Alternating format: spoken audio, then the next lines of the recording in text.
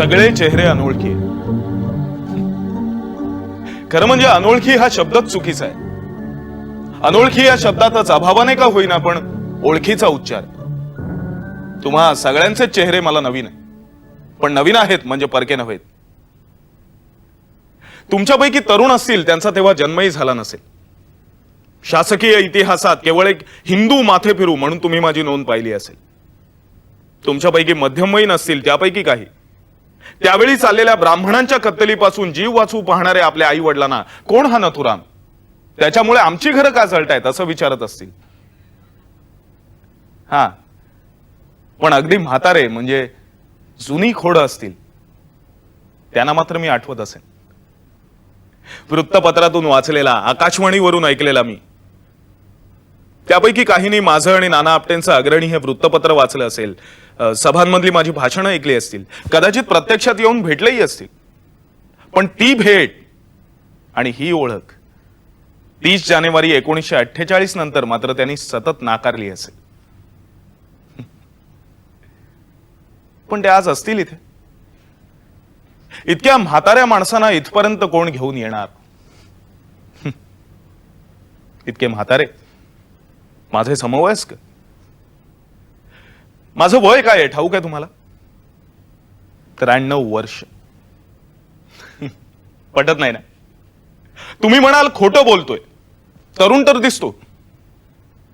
पण माझ्या चिरतारुण्याचं रहस्य आहे माझा मृत्यू, अवेळी झालेला. मृत्यू हे चिरतारुण्याचं वरदान आहे असं नाही वाटत तुम्हाला? नाही पटत. आपल्या जवळच्या एखाद्या मृत व्यक्तीची प्रतिमा आणा डोळ्यासमोर. 20-25 वर्षापूर्वी मृत झालेल्या एखाद्या सरुदाची प्रतिमा. तिच्या चेहऱ्यावर सुरकुत्या दिसत आहेत तुम्हाला? दात अजूनही शाबूत असतील, केस काळेभोर भुरभुर उडत असतील. आणि तुमचे केस नाही, डोक्यावरून हात फिरवू नका, हाताला कदाचित काहीच लागणार नाही. तर तो तरुण आहे कारण तो मृत आहे. वृद्धत्वाचा छाप हा जिवंत शरीराला असतो. मला चिरतारुण्याचा आशीर्वाद तात्याराव सावरकरांनी दिलाय. तात्याराव सावरकर, सूर्याची उबदार प्रखरता, वाऱ्याचा वेग, खडकानं हेवा करावा अशी कठोरता आणि साक्षात बृहस्पतीनं शिष्यत्व पत्करावं इतकी बुद्धीची प्रगल्भता या सर्वांनी धारण केलेला मानवी अवतार म्हणजे तात्याराव सावरकर. मला अजूनही आठवतो तो दिवस. अटकेत होतो मी. माझी चौकशी चालू होती आणि बादरायण संबंध नसतानाही केवळ छळ करण्याच्या उद्देशानं या भीष्माचार्याला अटक करून दिल्लीला आणलं. तात्यारावांना पाहता क्षणी मी उठलो, त्यांना नमस्कार केला. तात्याराव म्हणाले, चिरंजीव हो. मी म्हटलं, तात्याराव माफ करा पण तुमच्या या आज्ञेचं पालन माझ्याकडून होईल असं मला नाही वाटत. तात्याराव म्हणाले, वेळ आहेस नथुराम. ही शतायुषी हो असं नाही म्हटलं, मी चिरंजीव हो असं म्हटलं आणि तू चिरंजीव झालायस नथुराम. ज्या क्षणी तू पिस्तुलाचा चाप दाबलास आणि गांधी मृत झाले त्याच क्षणी नथुराम गोडसे हे नाव चिरंजीव झालंय. गांधीवाद तू संपवलास की नाही हा कदाचित वादाचा मुद्दा ठरेल, पण तू गांधी संपवलेस आणि स्वतः उरलास. गांधींचे विरोधक सच्चे हिंदू राष्ट्रवादी तर तुला आपल्या हृदय सिंहासनावर अढळपद बहाल करतीलच, पण गांधींचे समर्थकही त्यांच्या चरित्रात तुला अमररूप देतील. गांधींच्या मात्यापित्यांच्या उल्लेखाशिवाय त्यांच्या कुठल्याच चरित्राचा जसा प्रारंभ होऊ शकत नाही, तसंच तुझ्या उल्लेखाशिवाय त्यांचं कुठलंच चरित्र पूर्ण होऊ शकत नाही. तात्यारावांचे शब्द ते शिलालेखच जणू. तात्यारावांनी उच्चारलेला शब्द म्हणजे भेद आणि लिहिलेला प्रत्येक शब्द म्हणजे वेद. मग तो खोटा कसा ठरणार? तर असा मी 93 वर्षांचा डुड्ढाचार्य 39व्या वर्षीत सरणावर चढलेला. अवेळी मृत्यू. अवेळी होता पण आमंत्रित होता, स्वीकृत होता. पण चिरतरुण त्या अश्वत्थाम्यासारखा. त्या अश्वत्थाम्याच्या डोक्यावर खोल जखम झाली आहे म्हणून तो तेल मागत फिरतोय. माझ्या हृदयात, मस्तिष्कात खोल जखम झाली. किती वार झालेत त्या जखमेवर. देशाचे काष्ठणी केलेले तुकडे, निर्वासितांमधील माता भगिनींवर झालेले बलात्कार, पाकिस्तानला गांधींच्या बालहट्टापायी बहाल केलेलं 55 कोटी रुपयाचं अनुदान आणि अखंड हिंदुस्थानातून अलग करून पाकिस्तानला बहाल केलेली माझी सिंधू नदी, त्या अश्वत्थाम्याला अजूनही तेल हवंय, पण मला मात्र स्पर्श हवाय तो त्या पवित्र पाण्याचा. या स्पर्शाची वाट माझ्या अस्थी पाहत आहे. गेली 50 वर्ष माझ्या मृत्यूपत्रात लिहून ठेवलंय, माझ्या अस्थी पिढ्यानपिढ्या हस्तांतरित कराव्यात, पण अखंड सिंधू अखंड हिंदुस्थानात येईपर्यंत त्या विसर्जित करू नयेत. माझं मृत्यूपत्र वाचल्यानंतर तात्याराव म्हणाले, वा नथुराम, आधुनिक भारतातील दधीची आहेस तू, तुझ्या या अस्थींची शस्त्र होती. मी म्हटलं, तात्याराव माफ करा, पण कशाला इतक्या मोठ्या माणसाची उपमा देताय? भवानी तलवार लोखंडाची होती हे जरी सत्य असलं तरी लोखंडाचा प्रत्येक तुकडा भवानी तलवार नाही होऊ शकत. पण निरुत्तर होतील तर ते तात्याराव कसले? त्यांच्यासमोर प्रश्न नव्हतेच, त्यांच्याकडे फक्त उत्तरं होती. तात्याराव म्हणाले, नथुराम, महाराजांनी स्पर्श केला म्हणून तलवारीची भवानी झाली. तलवारीच्या पात्यापेक्षा मूठ जास्त महत्वाची. मुठीवरच्या पकडी मागे जिद्द असेल तरच तलवारीला धार येते. तू मागे अस्थी ठेवत नाहीयेस, वृत्ती ठेवतोयस, विचार ठेवतोयस, त्यांची शस्त्र होती. माझ्या आयुष्याचं जे सोनं झालं त्यात माझा वैयक्तिक सहभाग इतकाच की मी लोखंडासारखा तात्यारावांजवळ गेलो आणि त्यांच्या स्पर्शाने माझं सोनं झालं. माझ्या आयुष्यातल्या चुकांची, दुर्गुणांची जबाबदारी माझी. जे हातून चांगलं घडलं त्याचं श्रेय मात्र तात्यारावांचं. वाईटाचं उत्तरदायित्व त्यांच्याकडे नाही. सुवर्णालंकार देवाच्या मूर्तीला आभूषित करण्याऐवजी तस्करांकडे गेले तर तो दोष परिसाचा नव्हे, नाही का? तर असा मी 93 वर्षांचा डुड्ढाचार्य नथुराम विनायक गोडसे. गेल्या शतकाच्या पहिल्या दशकाच्या शेवटी माझा जन्म झाला. 19 मे 1910. वडील विनायकराव पोस्टात नोकरी करायचे. आईचं नाव लक्ष्मी. विष्णूचे अनेक अवतार तुम्ही पाहिले असतील, पण लक्ष्मीचा फक्त कष्ट आणि वनवास भोगण्यासाठी घेतलेला अवतार गोडशांच्या घरात व्यतिरिक्त कोणीही कुठेही पाहिलेला ऐकिवात नाही. दशरथासारखा पुत्रवियोग सहन करत तिने प्राण सोडले. वेदना तीच, तळमळ तीच, पुत्रप्रेमही तेच. फक्त राम वनवासाला निघाला नव्हता, त्याने परलोकाच्या प्रवासाची तयारी केली होती. लक्ष्मण कारागृहात कुजत सडत पडला होता. उर्मिला जवळ होती, पण या लक्ष्मीनं श्रावण बाळाला कधीच मारलं नव्हतं. विनायकरावांना मासिक वेतन 15 रुपये. 10 रुपयामध्ये चरितार्थ चालवायचा आणि 5 रुपये वडिलांना पाठवायचे. विनायक आणि लक्ष्मीला 3 मुलं झाली. एकही जगलं नाही. नवस आयास झाले मुलगा जगावा म्हणून. मग मुलगा झाला तो नथुराम. जगला. त्यांच्या नशिबी पुत्रवियोग होता म्हणून, गांधी हत्या व्हायची होती म्हणून.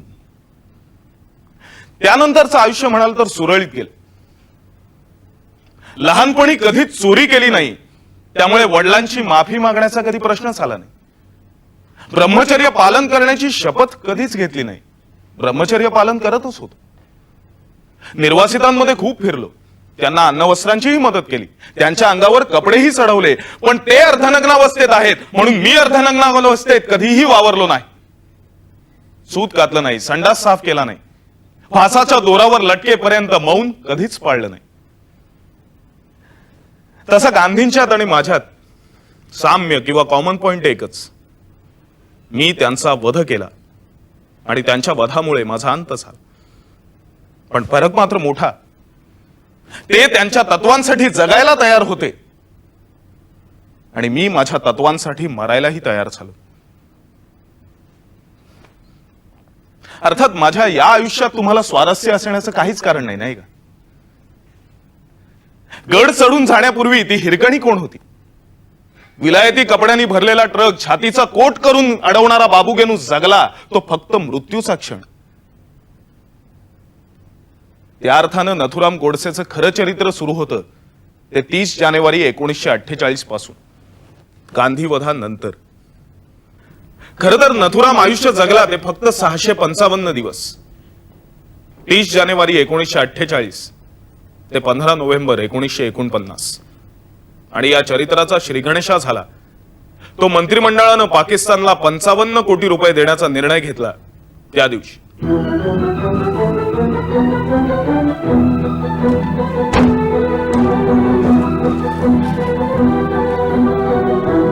पंडित पंडित पंडित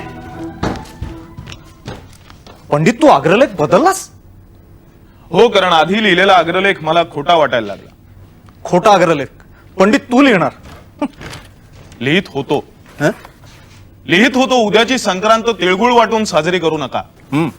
काही वाटायचंच असेल तर बंदुकीच्या गोळ्या वाटा, शस्त्रास्त्र वाटा. गोड बोलू नका, गोड वागू नका. काही बोलायचंच असेल तर युद्ध घोषणा बोला, संक्रमण करा, शत्रूवर तुटून पडा. त्यात काय खोटं लिहित होतस तू? बदललेल्या अग्रलेखाचं शीर्षक नाही विचारलंस तू. काय? क्रियेवीण वाचाळता व्यर्थ आहे. वाह. मी लिहिलंय उद्याच्या संक्रांतीला आपण दसरा साजरा करूया. शमीच्या वृक्षावरून शस्त्र आणून सीमोल्लंघन करूया. पंडित पंडित आपल्याला अटक होईल. मला नाही वाटत. अरे अग्रणी हे आपलं हिंदू मुखपत्र. सरकार अजून हिंदूंनाच टीसभर महत्व द्यायला तयार नाही तर त्यांच्या मुखपत्राला काय देणार? आपल्या संयमाचा चुकीचा अर्थ लावला जात आहे. हिंदूंची होणारी कत्तल दुर्लक्षली जाते कारण आपण गप्प बसणार, सहन करणार हे गृहीतच धरलं जात आहे. शेक्सपियरचं एक वाक्य आहे ना, खावांना जर जिभा असत्या तर त्यांनी वेदना बोलून दाखवल्या असते. वाह. पण आपल्या घावाला जिभा नाहीत, फक्त अश्रू आहेत. आपल्या क्रोधाला अंगार नाही, फक्त क्षमाशीलता आहे. इतरांनी अत्याचार करायचे आणि आपण ते सहन करायचे, यात काही विशेषच मानलं जात नाही. तो सृष्टी नियमच मानला जातो. सरकार माझ्या विधानांची गंभीर दखल घेईल ते खटल्याच्या वेळी. खटला? कुठला खटला? गांधी हत्येचा. गांधींना थोपवण्याचा आता एकच मार्ग आहे, त्यांचा वध.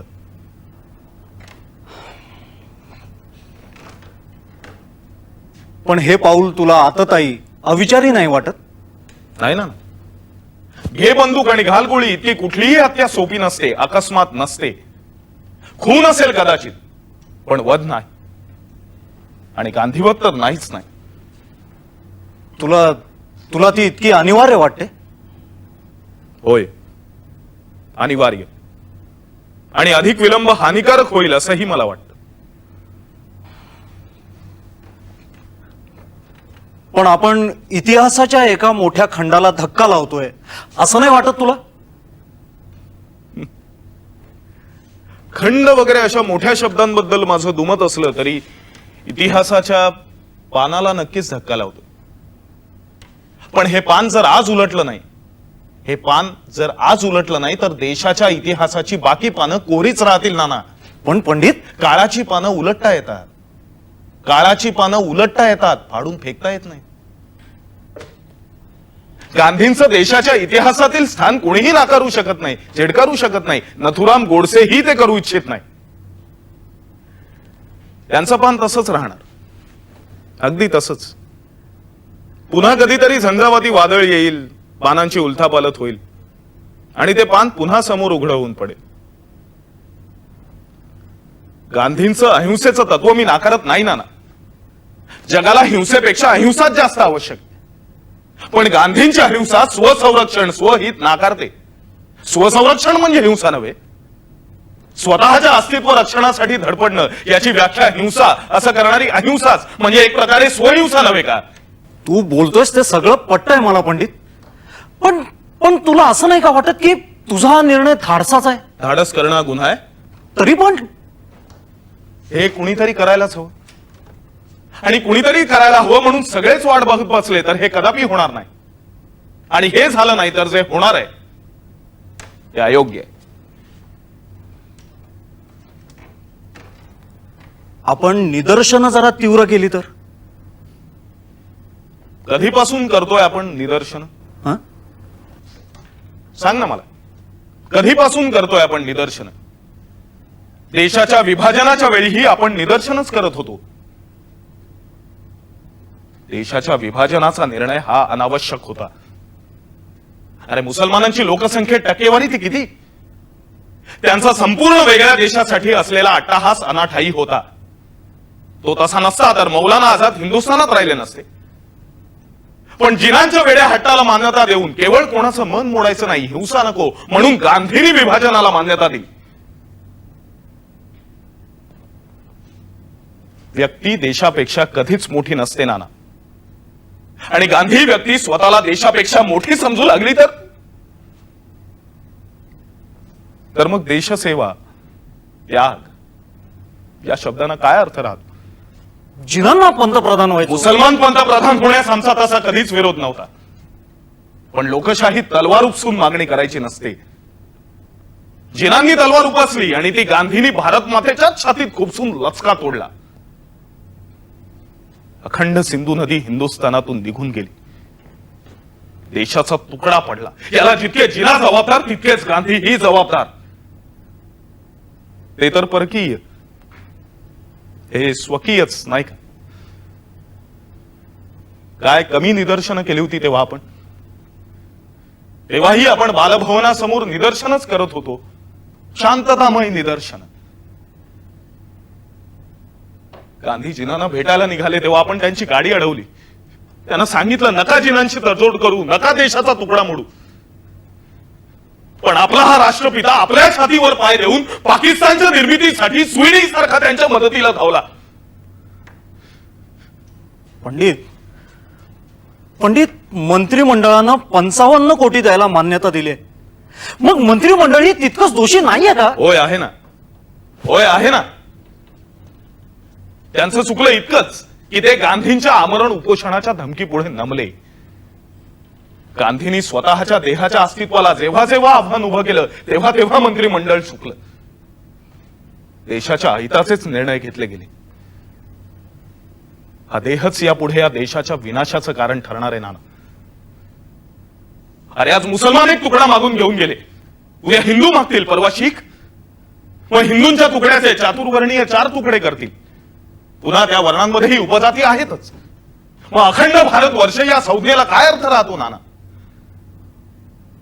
ब्रिटिशांशी आपण एकत्रच का लढलो? भगतसिंगांनी फक्त पंजाबच का नाही मागितला? सुभाषचंद्र बोस आझाद हिंद सेना घेऊन फक्त बंगालसाठीच का नाही लढले? पंडित तू जर का हे असं लिहिलंस ना तरीही जनमत उसळेल, सरकारला नमावं लागेल. देशाच्या विभाजनाच्या वेळीही मी असंच लिहिलं होतं. सुरावर्दींनी हिंदूंची कत्तल केली तेव्हाही मी असंच लिहिलं. काय उपयोग झाला? तेव्हाही आपण निदर्शनं करत होतो. राजदबावापुढे झुकून व्यक्तिशः सुरावर्दी शरण आला, पण त्याचे अनुयायी कत्तल करतच होते. आपली निदर्शनं सुरू होती, गांधींचं आवरण उपोषण सुरू होतं. शेवटी हिंदूंनी शस्त्र खाली ठेवली. मला अजूनही आठवतंय, एक गरीब हिंदू पुढे आला आणि बापूंना म्हणाला, बापू तुमच्या हत्येचं पातक माझ्या कपाळी नकोय म्हणून हे शस्त्र तुमच्या पायाशी ठेवतोय. पण मुसलमान मोहल्ल्यात माझं एकच हिंदूचं घर आहे. त्या रात्री हैदराबाद सोडण्यापूर्वी मी त्या हिंदूकडे गेलो. त्याच्या घरी एकच हलकल्लोळ माजला होता.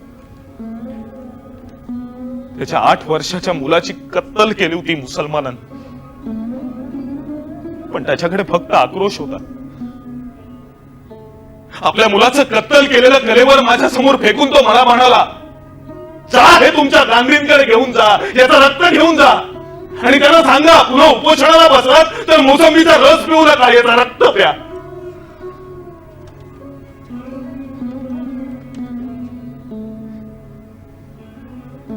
काहीच बोलू शकलो नाही, कारण गांधी माझेही राष्ट्रपिता होते. त्यांचा राष्ट्रपिता म्हणून मीही स्वीकार केला होता. क्षणभर वाटलं घुसावं त्या मोहल्ल्यात आणि एकेका मुसलमानाला बाहेर काढून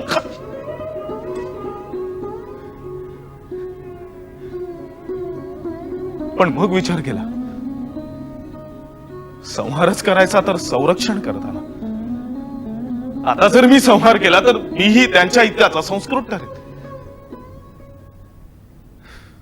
पंडित, ते केव्हाच मोटारीत बसून निघून गेले होते आणि त्यांना सांगण्यातही काही अर्थ नव्हता.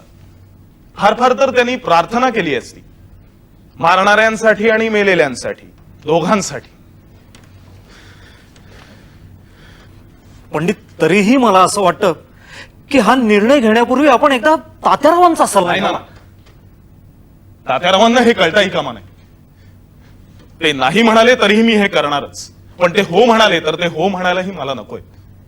तात्यारावांचा यात सहभाग नको, सहभोगही नको. सतीचं वाण घेतलेल्यांना अग्नीचं भय नसतं ना. पण तात्यारावांच्या कष्ट यज्ञात आपल्या हातून चुकूनही एकही समिधा पडायला नको. नाना, तात्याराव एकदा म्हणाले होते, गांधी राजकीय संत असतील तर त्यांनी रामदास स्वामींचा आदर्श ठेवावा. गरज पडली तेव्हा रामदास सदैव शिवबाच्या मागे उभे होते, पण म्हणून स्वराज्य उभारणी त्यांनी कधीही लुडबुड केली नाही.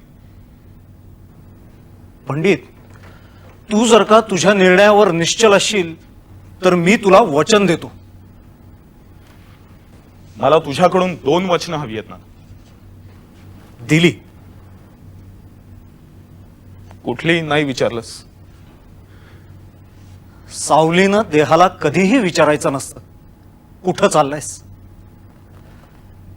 सावलीनं फक्त बरोबर राहायचं असतं. मी चाललो तेव्हा तू बरोबर राहत होतास, आता तू चालतोयस.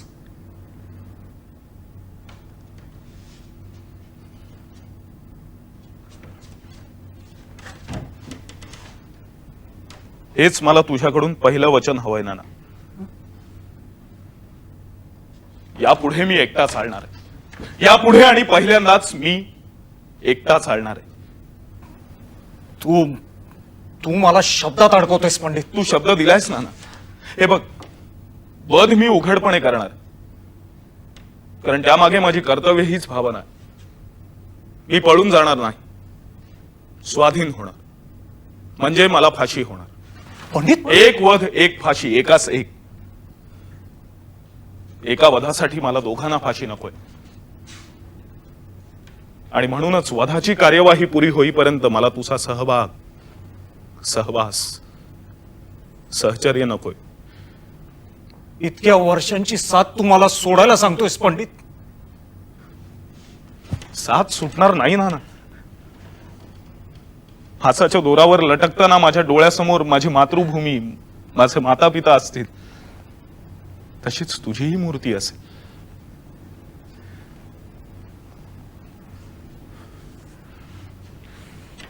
तू शब्द दिलायस नाना.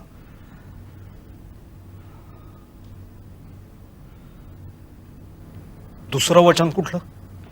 आज मी 2 अग्रलेख लिहिले. एका अग्रलेखावर तारीख लिहिली नाही कारण ती फक्त विधात्यालाच माहीत. गांधीवधाच्या दुसऱ्या दिवशी हा अग्रलेख अग्रणीत छापायचा. हे दुसरं वचन. दिलं. दुसरं वचनही दिलं. पहिलं वचन अपघातानं दिलं. दुसरं आवश्यक म्हणून. नाना,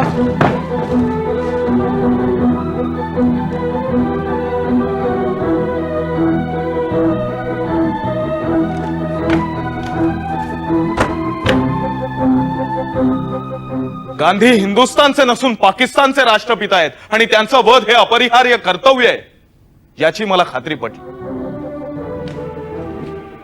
पण बापूजींना मुळीच वेळ नाही. त्यांना प्रार्थनेला उशीर होईल. मला कल्पना आहे त्याची, पण काम तसंच महत्वाचं आहे म्हणून मी आलोय. इनफॅक्ट ते महत्वाचं काम बापूजींच्या प्रार्थनेसंबंधीच आहे. प्रार्थनेला उशीर झालेला त्यांना चालत नाही. शिवाय ते फार वक्तशीर आहेत. मी ओळखतो त्यांना. त्यांच्या सहवासात मी काही दिवस काढले आहेत. कोण आहे महादेवबाई? हे कोणीतरी तुम्हाला भेटायला आलेत. त्यांना मी सांगितलं की तुम्हाला उशीर होईल म्हणून. कोण आहे? IPG अर्जुनदास बापूजी. मला वाटतं आपण भेटलोय कधीतरी. नाही, तुम्ही सांगू नका, मला आठवेल. जवाहर हैदराबादला आला होता तेव्हा त्याच्या बरोबर होतात तुम्ही, बरोबर? बरोबर. तुमची स्मरणशक्ती चांगली आहे.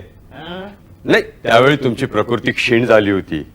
क्षीण होतं ते शरीर, बुद्धी नाही अर्जुनदास. उपोषणामुळे बुद्धी तल्लख होते. आज कसे काय आलात? प्रार्थनेला आलायत? हो, खरं म्हणजे तुमच्याबरोबर प्रार्थनेला तुम्ही मला ठेवून घ्यावं म्हणून विनंती करायला आलोय. माझ्या सायं प्रार्थनेला कोणीही हजर राहू शकतो. इतक्या लांबून लांबून लोक येतात, मी तुम्हाला नाही कसा म्हणेन? मग मी आणि माझे सहकारी. पण गणवेशात आणि हे कमरेला पिस्तूल लटकावून नाही. पण बापूजी, कशाला हवेत? कशाला तुम्हाला ही पिस्तूल? अहो तुमच्या संरक्षणासाठी. म्हणजे माझ्यावर कोणी हल्ला केला तर तुम्ही या पिस्तुलातून त्याची हत्या करणार प्रार्थनेच्या वेळी? पण बापूजी, तुमच्यावर कोणी हल्ला केला तर? चालेल, माझी हत्या झाली तर ते मला चालेल, पण माझ्यासाठी दुसऱ्या कोणाची हत्या झाली तर ते मला अजिबात चालणार नाही. पण बापूजी, पंडितजींनी मला मुद्दामच पाठवलंय. मी त्यांचा बॉडीगार्ड आहे. Then what are you doing here? Go guard his body. Bapuji, कृपया चेष्टेवारी नेऊ नका. बापूजी, तुम्ही आम्हाला हव्यात. अजूनही आम्हाला तुमची गरज आहे. माझी कुणाला गरज असेल तर कोण कशाला मला मारेल? एखादा माती फिरू. पंडितजी मला म्हणाले, पंडितजींनी तुम्हाला खूप वेळा समजावून सांगितलं. वल्लभभाई पटेलांनी पण तुम्हाला समजावून सांगितलं, पण तुम्ही ऐकायलाच तयार नाहीये. आणि आज गुप्तहेर खात्याकडून ही फाईल आली. पंडितजी मला म्हणाले, ही फाईलच दाखवू नये बापूजींना, म्हणजे त्यांना पटेल की आपल्याला पोलीस संरक्षणाची गरज आहे म्हणून. हे, मला कुठल्याही संरक्षणाची गरज नाही. पण बापूजी, आपण एकदा ही फाईल तरी पहा, म्हणजे आपल्या लक्षात येईल. ठीक आहे, माझ्याकडे फक्त 5 मिनिटं वेळ आहे. बाहेर माणसं जमलेत प्रार्थनेला. बापूजी, तुम्हाला कसं समजावून सांगू? अहो, त्या बाहेर बसलेल्या माणसामध्ये सुद्धा एखादा मारेकरी लपून बसला असेल. बापूजी, प्रार्थनेला माणूस येतो, तो किमान भक्त तरी असावा इतकंच तुमचं मत आहे ना? पण एखादा चोर, दरोडेखोर जर... अर्जुनदास, प्रार्थनेला येणारा प्रत्येक जण हा भक्तच असतो. 20 जानेवारी रोजी इथे बॉम्बस्फोट घडवणारे भक्त नव्हते, ते मारेकरीच होते ना? गुप्तहेर खात्याने त्यांना बोलतं केलंय. तो मदनलाल आणि त्याचा गडी शंकर किस्तया हे हिंदू महासभेचे कार्यकर्तेच आहेत. बापूजी, तो घडलेला बॉम्बस्फोट हा अपघात नव्हता, तो घातपात होता.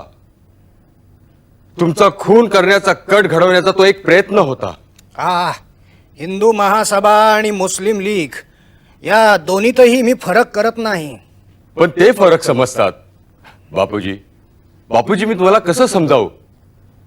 बंदुकीची गोळी मित्र आणि शत्रू यात फरक ओळखत नाहीत. पण पिस्तुलाचा चाप दाबणारे तर ओळखतात. बापूजी, निर्वासित चिडले आहेत. त्यांच्यावर होणाऱ्या कत्तलीला, अत्याचाराला ते तुम्हाला जबाबदार ठरवतायत. देशाची फाळणी तुमच्यामुळे झाली अशी हिंदू महासभा म्हणते. त्यातच काही मोजकी लोक तुमच्या खुनाच्या कटाचा प्रयत्न करतायत. बापूजी, प्रार्थनेला तुम्ही लोकांमध्ये असं फिरणं, संरक्षणाशिवाय वावरणं फार धोक्याचं आहे. बापूजी, एकतर तुम्ही संरक्षणासाठी मान्यता द्या, नाहीतर काही दिवस ही सायंकाळची प्रार्थना तुम्ही बंद करा. प्रार्थना बंद करू? अर्जुनदास, तुम्ही प्रेमापोटी बोलताय म्हणून मी गप्प बसतोय. पण माझी सायं प्रार्थना मी आजपर्यंत कधीही बंद केलेली नाही. इंग्रजांच्या कारावासात असताना, स्थानबद्धतेत असताना सुद्धा मी सायं प्रार्थना नेहमीच करत आलोय. माझी कस्तुरबा गेली त्या दिवशीची गोष्ट. प्रार्थनेची वेळ होताच मी उठलो. बानी मला अडवलं म्हणून थांबलो, पण त्यांच्या प्राणांची ज्योत मालवल्यानंतर आधी उठून प्रार्थना केली, मग शोक. नेम पाळायचा असेल तरच धरावा माणसाने अर्जुनदास. आणि आज केवळ केवळ माझ्या प्राणांसाठी मी आज सायं प्रार्थना बंद करू नाही, ते शक्य नाही. पण बापूजी, तुमचे प्राण आम्हाला सगळ्यांनाच हवे आहेत. बापूजी, बापूजी, आज तुमच्यासाठी नाही पण आमच्या सगळ्यांसाठी तरी. त्या दिवशी तुम्ही कस्तुरबाजीसाठी काही वेळ थांबलात. आज तुम्ही आमच्या सगळ्यांसाठी काही दिवस थांबावं. हवं तर तुम्ही इथे प्रार्थना करा. तुम्ही, महादेवबाई, पंडित, आवा, आपण सगळे मिळून इकडे प्रार्थना घेऊ. आणि बाहेर जमलेल्या या सगळ्या माणसांचं काय? त्यांच्यात कदाचित कोणी एक मारेकरी असेलही, पण त्या एका मारेकऱ्यामुळे या एका गांधीसाठी मी बाकीच्यांना निराश करून परत पाठवू नाही, ते शक्य नाही. पण बापूजी, जवाहर बालिश आहे आणि तुम्ही सुद्धा अर्जुनदास. तुमचा विश्वास आहे तो तुमच्या कमरेला लटकलेल्या या पिस्तुलावर. माझ्या मारेकऱ्याचाही विश्वास आहे तो त्याच्या हातातल्या शस्त्रावर. तुमच्या या पिस्तुलांच्या लढाईत मला सहभागी व्हायचं नाही. तुमच्या शस्त्रापेक्षा माझा निशस्त्र विश्वास मला अधिक महत्वाचा वाटतो. पण शस्त्र लहान असलं तरी ते खूप मोठं नुकसान करतं. हा गैरसमज आहे तुमच्यासारख्या शस्त्र बाळगणाऱ्या माणसांचा. जवाहर तेव्हा कुठं होता माझं संरक्षण करायला? दक्षिण आफ्रिकेत मी एकटा होतो, लाठ्या खाल्ल्या, मी निशस्त्र होतो. माझ्याकडे फक्त विश्वास होता आणि मी विजयी झालो. पण बापूजी, मी लाट्यांबद्दल बोलत नाहीये, गोळ्यांबद्दल बोलतोय. मी अहिंसेबद्दल बोलतोय, अहिंसा नावाच्या प्रभावी शस्त्राबद्दल बोलतोय. बापूजी, हा काही दिवसांचाच प्रश्न आहे. हा तत्वांचा प्रश्न आहे अर्जुनदास. मी अमर नाही, केव्हा ना केव्हा मरणारच आहे. माझ्या मरण्यामुळे जर ही बाहेरचा हिंसाचार थांबणार असेल, ही जाळपोळ थांबणार असेल, माझ्या रक्तानं जर त्यांची तहान भागणार असेल, तर माझं हे रक्तही मी त्यांना द्यायला तयार आहे. बापूजी, मी राम आणि रहीम, कृष्ण आणि करीम या दोघात कधीच अंतर समजलं नाही. मी हिंदू आहे याचा जसा मला अत्यानंद होत नाही, तसंच मी मुसलमान नाही याचा विषादही कधी वाटला नाही. मी आहे आणि मी माझ्या तत्वांशी प्रामाणिक आहे. आज जरी माझा मारेकरी माझी वाट पाहत बाहेर उभा असेल, तरी या दोन्ही हातांनी मी त्याला सामोरा जायला तयार आहे. बापूजी, तो फक्त गांधीला संपवेल, गांधीवादाला नाही. बापूजी, प्रार्थनेला उशीर होतोय, चला निघूया. चला.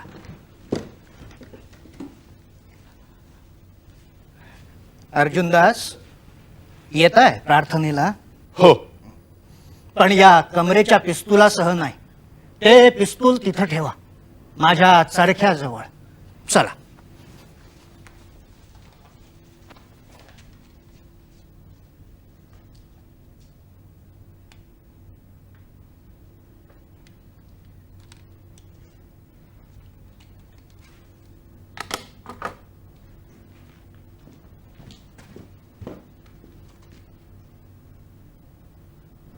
संध्याकाळी 5च्या पूर्वी 10-1 मिनिटं मी बिर्ला भवनाच्या दाराशी गेलो. दारावरील पहारेकरी प्रार्थनेला जाणाऱ्यांचं निरीक्षण करत होते. त्यांचं मला सर्वात अधिक भय होतं. म्हणून 4-5 लोक जात होते, त्यांच्यातलंच मी एक आहे असं समजलं जावं ही दक्षता घेऊन आत गेलो. 5 वाजल्यावर 10-1 मिनिटं होऊन गेली होती. गांधी आणि त्यांच्या जवळचे लोक खोलीच्या परिसरातून प्रार्थना स्थळाकडे निघू लागल्याचं मला दिसलं. ते जिथून अंगणाच्या पायऱ्या चढतील त्या ठिकाणच्या आसपास लोकांच्या आवरणात मी उभा राहिलो. गांधी पायऱ्या चढून 5-6 पावलं पुढे आले होते. गांधींच्या भोवताली लोक असले तरी मला हवी असलेली मोकळीक मला मिळतेय एवढं मी बघितलं होतं. मला आणखी 3 सेकंदाचा वेळ हवा होता. 2 पावलं पुढे सरकून गांधींच्या पुढ्यात जाणं, शस्त्र बाहेर काढणं आणि गांधींनी आपल्या जीवनात जी म्हणून उपयुक्त देशसेवा केली, त्याग केला, त्यासाठी त्यांना वंदन करणं. त्या 2 मुलीतली एक गांधींच्या जवळ होती. तिला दुखापत होईल अशी मला भीती वाटली. त्यावरील उपाय मनात योजून मी पुढे सरलो. गांधींना नमस्ते या शब्दात वंदन केलं. 1 पाऊल पुढे सरलं आणि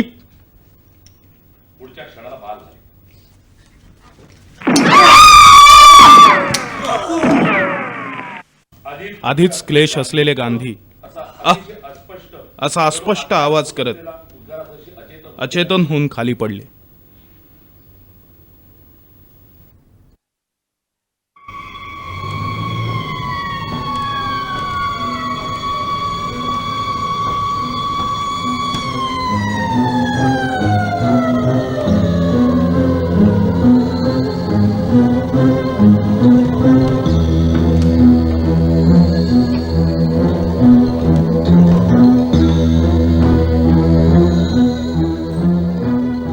माय गॉड, कोणी आयडेंटिफाय झालाय.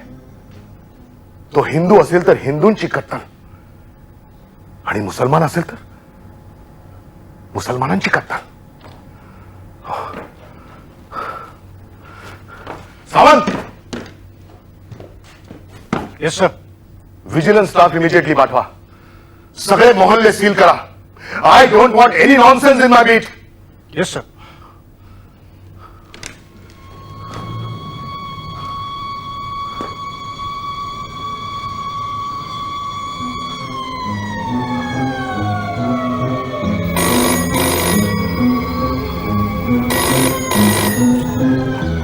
Hello, Parliament Street Police Station. Superintendent Sheikh speaking. Yes, sir. Sure, sir. Thank you, sir. Sawan.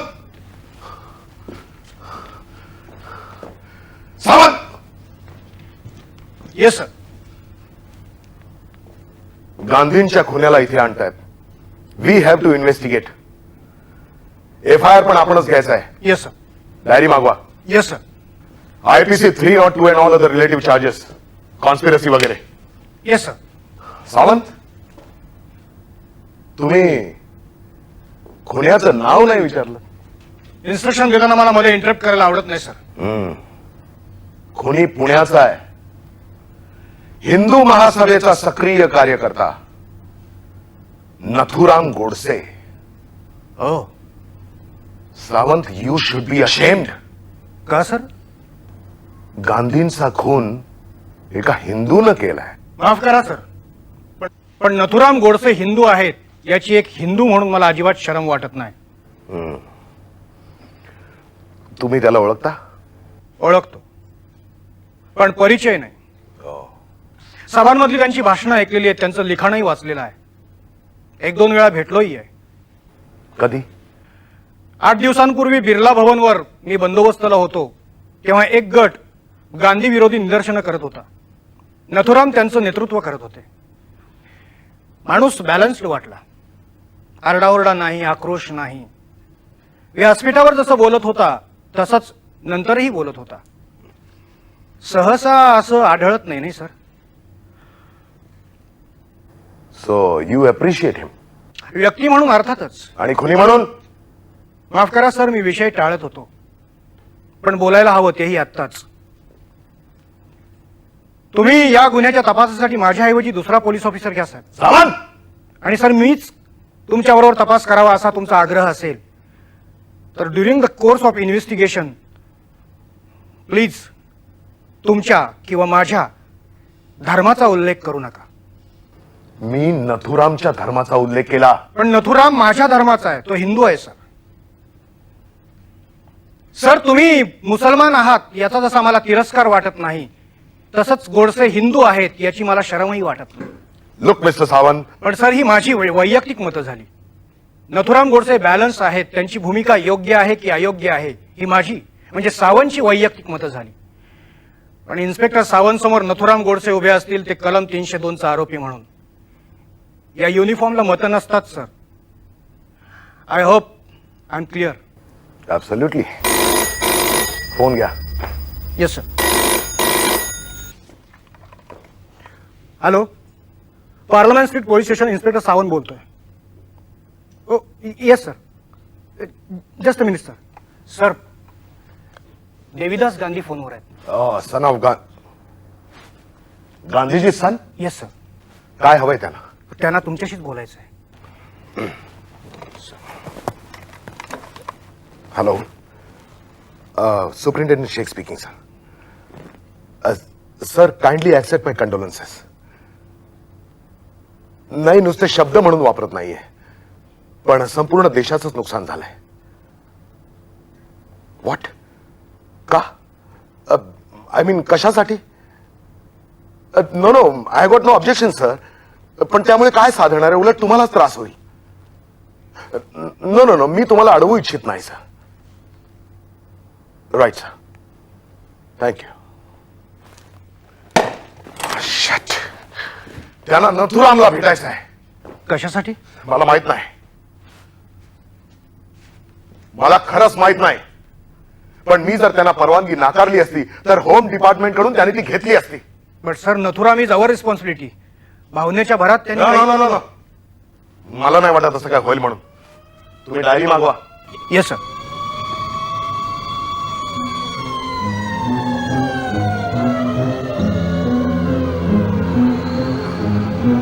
Sir, Nathuram Godse येत आहेत. बरोबर 2 वायरलेस आहेत. He is coming sir. पण त्यांच्या हातात बेड्या का घातल्यात मला कळत नाही. पळून जाऊ नये म्हणून. ही is coming sir. Inspector Kapoor sir, body receipt sir.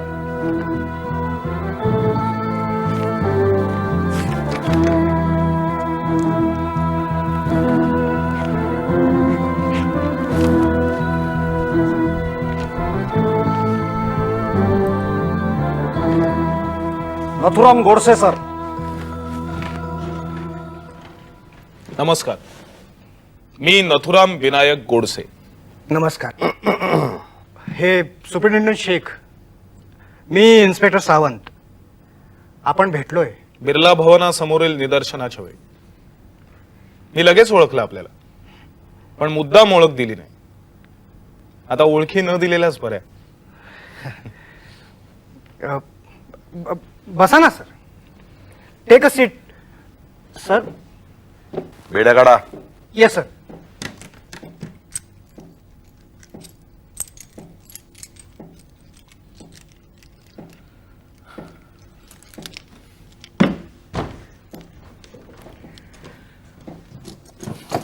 धन्यवाद. सुरुवात करूया. कशाला? मला औपचारिक अटक आपण करणार आहात असं सांगण्यात आलंय. मगाशी त्या अधिकाऱ्याने एक चांगला शब्द वापरला, body receipt.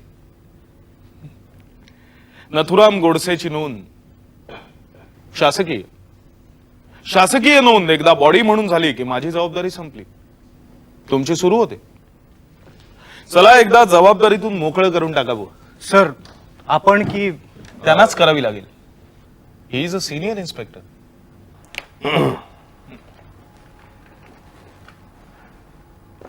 Mister Nathuram Godse, Mahatma गांधींच्या हत्येच्या आरोपाखाली मी आपणास अटक करतोय. यापुढे इथे तुम्ही उच्चारलेला प्रत्येक शब्द तुमच्या विरुद्ध कोर्टात पुरावा म्हणून वापरला जाईल याची मी तुम्हाला जाणीव करून देतोय. आत्ताच? काय? नंतर नाही चालणार? काय? नाही म्हणजे आत्ताच बोललं पाहिजे का? नंतर बोललं तर नाही चालणार? काय आहे, मनावरचा ताण एकदम हलका झाल्यामुळे जरा थकल्यासारखं वाटतंय. ताण? हो, फार मानसिक ताण आला. पिस्तुलाचा चाप दाबायचा, गांधींचा वध करायचा आणि माणसांनी मला पकडायचं, इतकी सोपी सरळ कल्पना होती माझी. पण वध आणि अटक यात इतकं अंतर असेल याची कल्पनाच नव्हती मला. कोणी पुढे यायला झधेच ना. गांधींचे सगळे कैवारी जीवाच्या भीतीनं 10 पावलं मागे सरकले. माणसांचं गोल रिंगण आणि मध्ये आम्ही दोघच, मी आणि एकाकी पडलेले गांधी. कीवाली मला तेव्हा खूप, आणि थोडंसं हसू. मला गारुड्याच्या खेळाची आठवण झाली. एकाचा खेळ संपला होता आणि दुसऱ्याचा खेळ संपण्यासाठी सुरू झाला होता. So you admit? काय? तू गांधींना मारलंस? मी अभिमानानं सांगू इच्छितो, मी गांधींचा वध केला. सर, तुमच्या कपाळाला जखम झाली. हा, नंतर लोकांनी थोडीफार मारहाण केली. मला वाटतं कुणीतरी पाठीमागून काठी मारली. गांधी रक्ताच्या थारोळ्यात पडले होते. माझ्या कपाळावरून ओघळणाऱ्या रक्ताचा थेंब त्या रक्तात पडला. बरं वाटलं त्यांनी देशासाठी जो काही त्याग केला, चांगलं केलं, त्यासाठी माझ्या रक्ताने मी आदरांजलीच वाहिली. डॉक्टरनं बोलवू का? नाही, नको. प्रथमोपचार झालेत, जरा झोप काढावी असं म्हणतो. काय थकवा आलाय खूप, त्यामुळे उद्या सकाळी.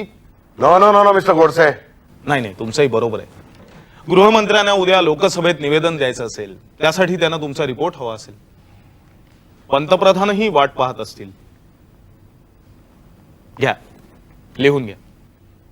मी Nathuram. Wait wait wait wait, क्लार्कला पाठवा. Yes sir.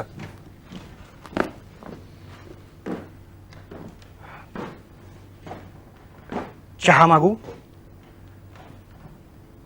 कॉफी मिळू शकेल? हो, वाय नॉट. एक कप कॉफी पाठवा. सर.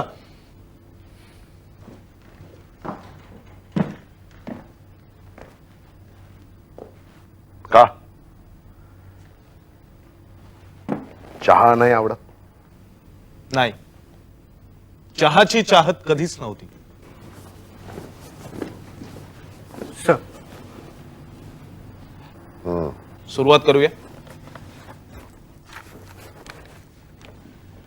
मी नथुराम विनायक गोडसे, पूर्ण शुद्धीत आणि राजी खुशीने आज रोजी, आजची तारीख घ्या प्लीज, खालील प्रमाणे लिहून देतो की आज सायंकाळी 5:15च्या सुमारास बिर्ला भवनावर मी मोहनदास करमचंद गांधी यांचा पिस्तुलाच्या 3 गोळ्या झाडून वध केला. पेन देता का? हा? नाही, पेन होतं माझ्याकडे, पण त्या झटापटीत कुठेतरी पडून गेले. No no no no mister Godse. नाही, मी शपथपूर्व सांगतो, माझ्याकडे खरंच पेन होतं, त्या झटापटीत कुठेतरी पडून गेलं. चांगलं पार्करचं पेन होतं. I don't understand. एवढ्याशा पेनाची गोष्ट ती काय? तुम्ही मला फक्त पेन द्या, मी सही करतो, तुम्हाला पेन परत देतो. हे बघा, हा विषय पेनाचा नाहीये. मिस्टर शेख, तुम्ही पेन द्या, मी सही करतो, परत देतो. तुम्ही मोकळे, मी मोकळा. Oh no. इतकंच? काय इतकंच? तुमचं स्टेटमेंट? वधाच्या घटनेला 2-3 सेकंदच पुरले. स्टेटमेंट त्या मानाने जरा मोठंच आहे ना. अशानं तुझी सुटका होणार नाहीये गोडसे. मला सुटका करून घ्यायची नाहीये शेख साहेब. मला सुटकाच करून घ्यायची असती तर मी तेव्हाच सहज सुटका करून घेऊ शकलो असतो. मला कुणीही अटक केलेली नाहीये. मी स्वतःहून स्वाधीन झालोय. पण गांधींसारख्या माणसाच्या खुनाचं स्टेटमेंट? मी गांधींचा खून केलेला नाही. कमॉन, आताच तुम्ही कबूल केलं. एवढ्या माणसांच्या समोर भर दिवसा तुम्ही गांधींचा गोळ्या घालून खून केलात म्हणून. मी खून केलेला नाही. Come on, look at him, look at him. तुम्ही माझ्या समोर, इन्स्पेक्टर सावंतांच्या समोर, या क्लार्क समोर आता कबूल केलं की तुम्ही गांधींचा खून केलात म्हणून. खून केलात असं निवेदन मी दिलेलं नाही शेख साहेब. हवं तर निवेदन पुन्हा ऐका. मी गांधींचा वध केला. कमॉन कमॉन, काय फरक आहे दोन्हीत? दोन्हीचा अर्थ एकच. अर्थ एकच नाही, परिणाम एक असेल. हत्या हा गुन्हा आहे आणि वध हे कर्तव्य. तुम्ही म्हणाल शिवाजी महाराजांनी अफजल खानाचा खून केला, पण नाही मिस्टर शेख, महाराजांनी खानाचा वध केला.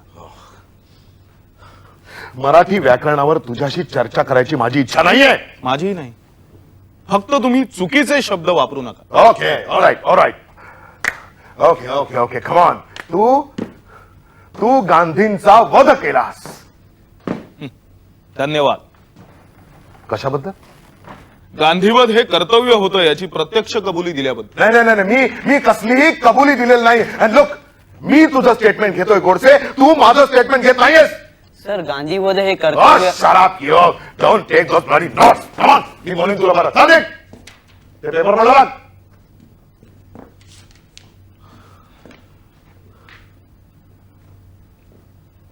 पेन देत आहे ना? मी पेन तुला जरूर देईन गोडसे, पण तुझं स्टेटमेंट पूर्ण झाल्यानंतर.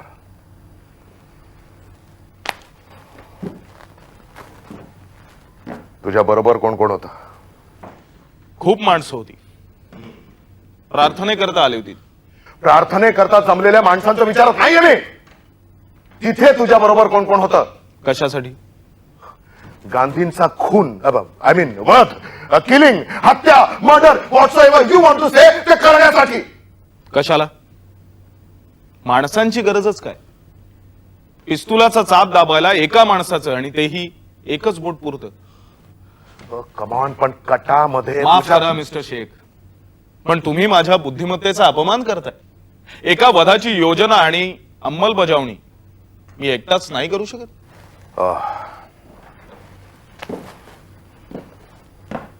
पिस्तूल कुठून मिळवलंस? विकत घेतलं कुणाकडून? एका निर्वासिताकडून. त्याचं नाव काय? त्याला ओळखू शकशील? नाही. तू एकदा झालेली ओळख जन्मात विसरत नाहीस, नाही? या सावंतांना अगदी बरोबर ओळखलंस तू. हो, मी सावंतांना ओळखलं. भविष्यात कधीही तुम्हालाही ओळखू शकेन, कारण तुम्हाला चेहरा आहे शेख साहेब. स्वतःचं घरदार सोडून उपासमार अत्याचार सहन करत तुम्ही सीमा ओलांडलेली नाही. तुमच्या डोळ्या देखत तुमच्या माता भगिनींवर बलात्कार झालेले नाहीत. स्वकीयांची हत्या हताशपणे स्वतःच्या डोळ्यांनी तुम्ही पाहिलेली नाही. त्यामुळे तुम्हाला चेहरा आहे शेख साहेब. पण निर्वासितांना चेहरा नसतो. तिकडे फक्त वेदना असते आणि एक प्रश्नचिन्ह. का? त्यांना कसं ओळखणार?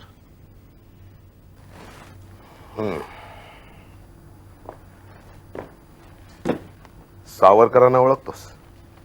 मी एक हिंदू आहे, भारतीय आहे. हे माझ्या प्रश्नाचं उत्तर नाहीये. मी हिंदू आहे, अर्थात मी सावरकरांची पूजा करतो. पण मिस्टर शेख, मला वाटतं तुम्ही काही काळ थांबलात तर बरं होईल.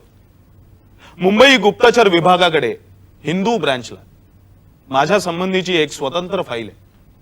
त्यात माझ्या संबंधीची ही जुजबी स्वरूपाची माहिती आहे. ती फाईल आपल्या हातात उद्या सकाळपर्यंत येईलच. तुझ्या अग्रणीय वृत्तपत्रावर सावरकरांचा फोटो असतो. मला वाटतं ही माहिती दिल्लीच्या फाईलमध्येही आहे. याचा अर्थ सावरकरांची तुला फूस होती. केसरीवर टिळकांचा फोटो अजूनही छापतात, म्हणून त्यातल्या लेखांबद्दल तुम्ही टिळकांना जबाबदार धरणार की काय? स्वर्गात जाऊन.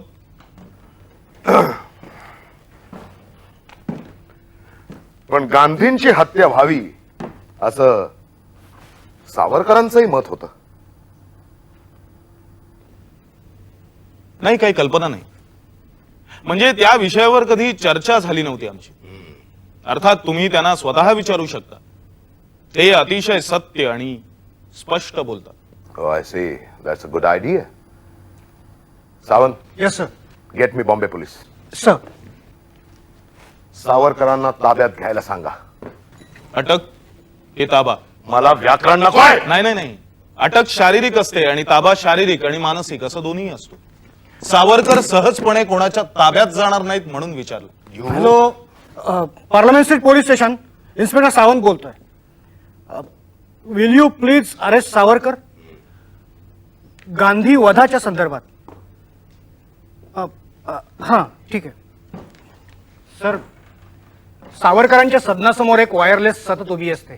ते तिच्याशी कॉन्टॅक्ट करतायत. राईट. हॅलो. हां हां, ओके. एक मिनिट सर. ते म्हणतात की सावरकर आता झोपलेत, त्यांना ते उठवू इच्छित नाही. Come on come on, give me the phone. Hello hello, superintendent Sheikh speaking. सावरकरांना ताबडतोब अटक करा. And this is urgent. Look, मी होम मिनिस्टरला रिपोर्ट करेन. You understand? अरेस्टचे पेपर्स तयार करतो, डायरी बनवतो, पण सावरकरांना उठवणार नाही. मुंबई पोलिसांकडे सौजन्य आहे म्हणायचं. गोडसे, तू माझ्या सहनशक्तीचा अंत पाहतोय. शारीरिक क्लेश देऊन तुम्ही माझ्याकडून काहीही वधवून घेऊ शकत नाही. वधाची कबुली मी दिलेली आहे. त्यामागची माझी भूमिका मी न्यायालयातच मांडेन. याउपर तुमची रात्रभर जागायची तयारी असेल तर माझी काहीच हरकत नाही. damn it. सुपरिटेंडंट शेख. यो.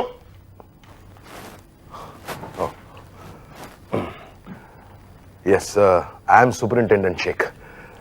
हे इन्स्पेक्टर सावंत आणि हा मी नथुराम गोडसे. आपण देविदास गांधी ना, गांधींचे सुपुत्र? होय. आपली मागे भेट झाली होती प्रेस कॉन्फरन्सला. तुम्ही हिंदुस्तान टाइम्स तर्फे आला होता. मी अग्रणीचा संपादक म्हणून आलो होतो, तेव्हा आपली ओळख झाली होती. मला आठवत नाही. मला आठवत आहे.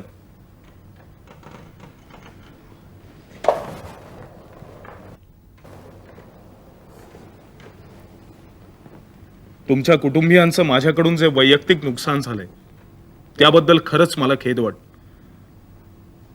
तुमच्या इतर कुटुंबियांचं माझ्यातर्फे सांत्वन कर आणि एक विश्वास ठेवा, या वधामागे कोणताही व्यक्तिगत आकस नव्हता. हेतू केवळ राजकीय आणि राजकीयच होता. गोडसे, तुम्ही देविदासजी, मी आपल्या पित्याचा वध केला, अपमान नाही केला. त्यांनी देशासाठी केलेल्या त्यागाबद्दल, देशसेवेबद्दल त्यांना वंदन केलं. मी त्यांचा वध केला, उपमर्द नाही केला. जो मृत्यू एका सैनिकाला अपेक्षित असतो तोच मी त्यांना दिला. You don't seem to be a maniac. Because I am not. मग एका अहिंसेच्या पुजाऱ्याला हिंसेची व्याख्या आपण कशी कराल देविदासजी? स्वसंरक्षण, स्वहित यासाठी केलेल्या हत्येला आपण जर हिंसा म्हणणार असाल तर समरांगणावर सैनिकांनी काय करायचं? बंदुकीच्या गोळ्यांचा जवाब गुलाबाच्या फुलांनी द्यायचा का?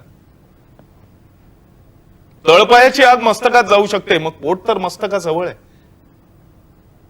पोटातली आग मस्तकात गेली तर त्यात नवल ते काय? निर्वासितांच्या पोटातील आग माझ्या मस्तकात गेली देविदासजी. आणि शेवटी अहिंसा म्हणजे तरी काय? समोरून शत्रू चाल करून आल्यानंतर हिंसा करू नकोस, दुसरा गाल पुढे कर, शस्त्र खाली ठेव, हे सांगणं म्हणजे स्वकीयांची अप्रत्यक्षपणे हिंसा, हत्याच नव्हे का? पण हत्या ही वाईटच नथुराम. शेख साहेब, आपल्या कमरेला पिस्तूल लटकतंय. आपल्या इतक्या वर्षांच्या सर्व्हिसमध्ये आपण त्याचा कधीतरी वापर केला असेल? केलाय, 2-3 वेळेला केलाय. आणि आपल्या अनुभवी नजरेने वेध घेतला असणारच. पण ती माणसं वाईट होती नथुराम. म्हणजे चांगली हत्या आणि वाईट हत्या असा भेद आपण करता. पण का मारलं तुम्ही माझ्या वडिलांना?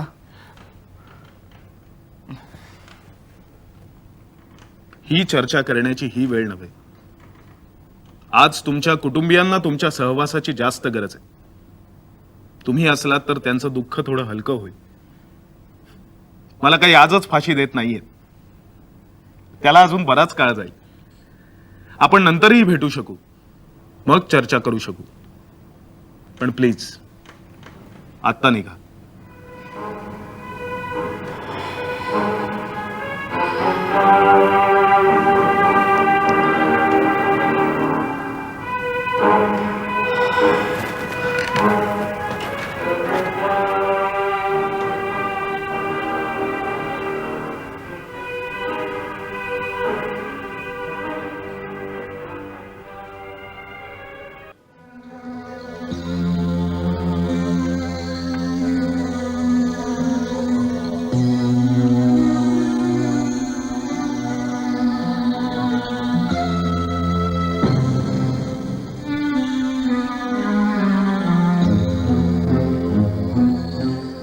बडगे, मी तुम्हाला न्यायालयात घेऊन चाललोय.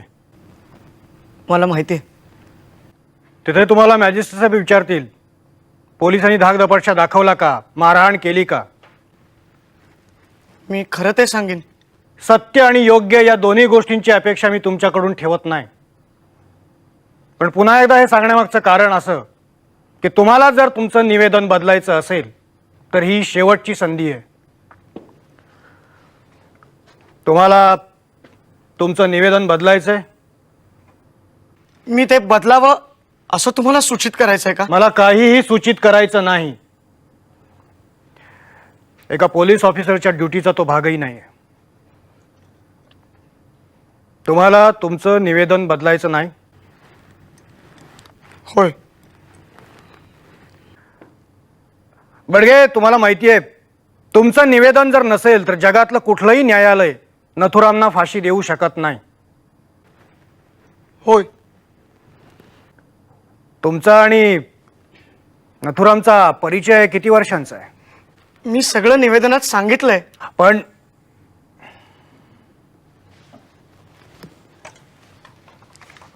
Parliament Street police station, inspector Sawant. हो, मी बडगेंना न्यायालयात घेऊन चाललो आहे. डायरी तयार केली आहे. हो. Okay sir, okay.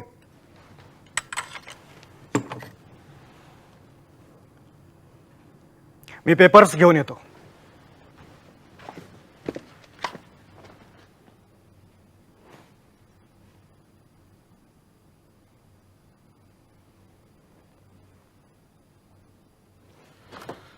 बोला सावंत साहेब.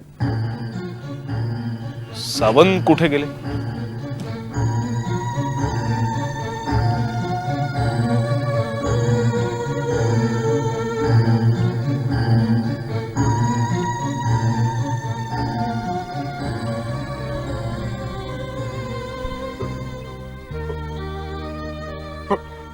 पंडित, मी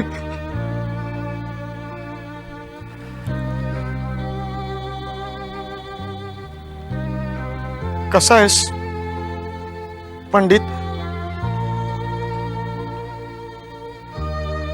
तात्याराव कसे आहेत? नाही म्हणजे त्यांना ही थंडी मानवते ना. मी आप्पा कसरला सांगितलंय त्यांच्यासाठी गरम.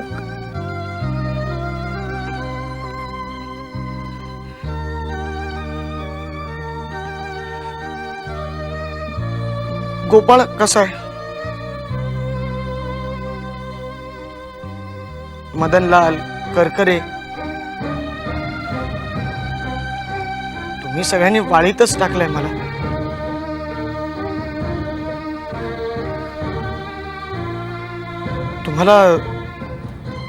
तुम्हाला राग असेल माझ्यावर.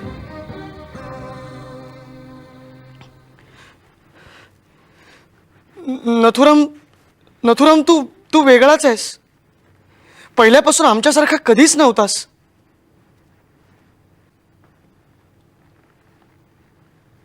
सभोवतालच्या परिस्थितीपासून नेहमीच अलिप्त असायचास.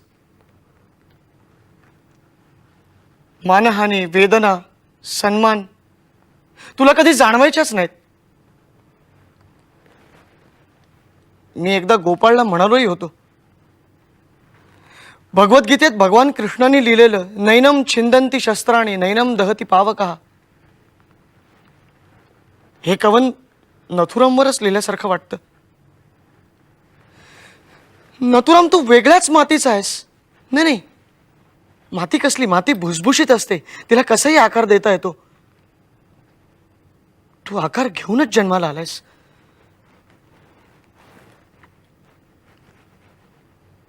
दगडाचा बनलायस तू.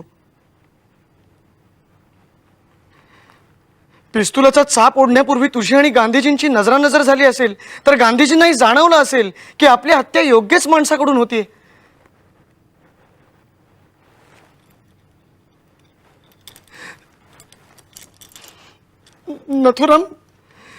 नथुराम, मी तसा माणूस नाही.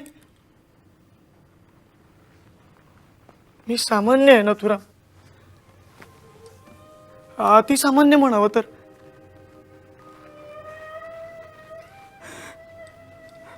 तुला कल्पनाही नसेल माझा शारीरिक आणि मानसिक छळ किती झाला ते.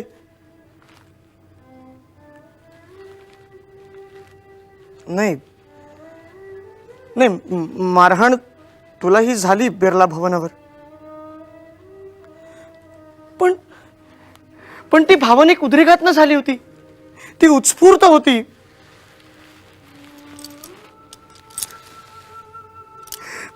प्रशिक्षित आणि पद्धतशीर नव्हती.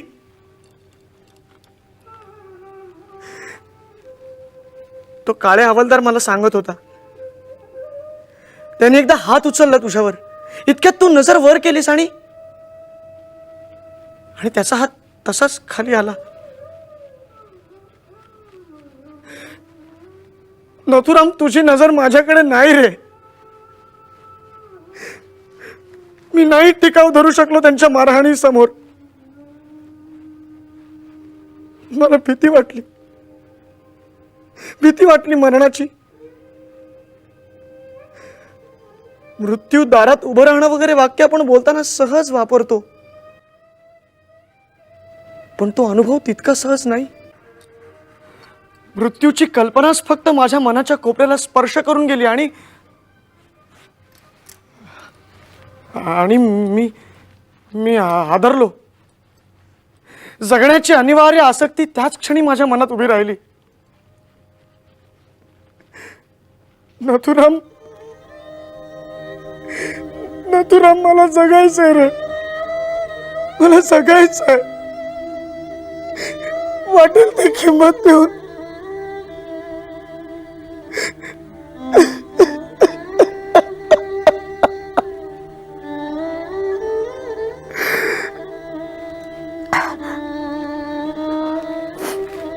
नाही नाही, तुम्ही दोष द्या मला. मी पापांचा डोंगर तोलू शकतो, पण टांगत्या तलवारीखाली उभाही नाही राहू शकत. मी चुकतोय, मी पाप करतोय, कारण कारण मी सामान्य आहे रे, मी सामान्य आहे. नथुराम, नथुराम, मला मला माफ कर. नथुराम, मला माफ कर. सॉरी, मला माफ करा. थांबा सावंत. पाप करणाऱ्यापेक्षा मोह निर्माण करणारा जास्त गुन्हेगार असतो. नाही, मी समजलो नाही. तुम्ही समजला. कायद्यानं बहाल केलेला गणवेश अंगावर चढवल्यानंतर आपल्या माणसांसाठीही कायदा मोडायचा नसतो सावंत. आणि तो कायदाच जर मान्य नसेल तर गणवेश काढून फेकून द्यावा.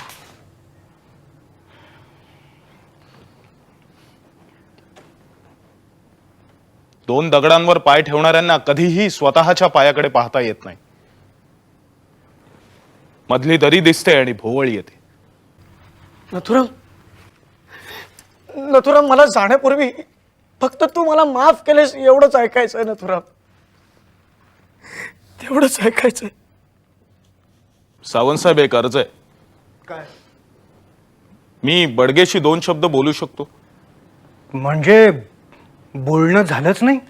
इथे परवानगी मागण्यासाठी कोणीच नव्हतं. काय नथुराम? बोलू? बोला, मी बाहेर थांबतो. नाही, थांबा सावंत. सत्याला साक्षीदाराची अडचण येत नसते.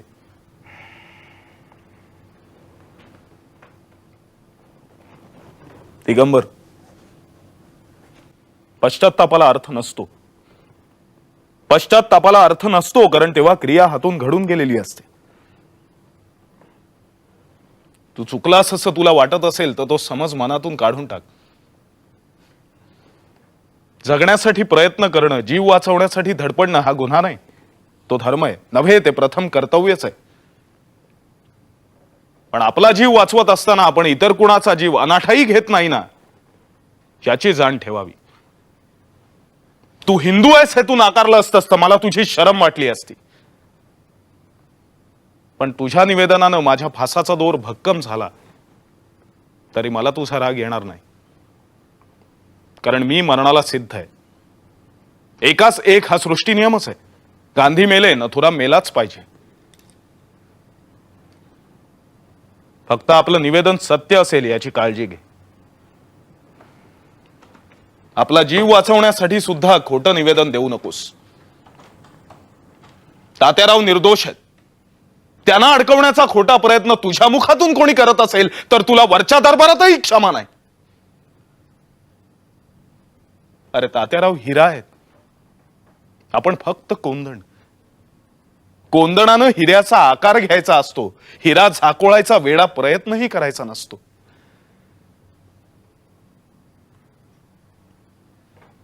निघ तू. हवालदार,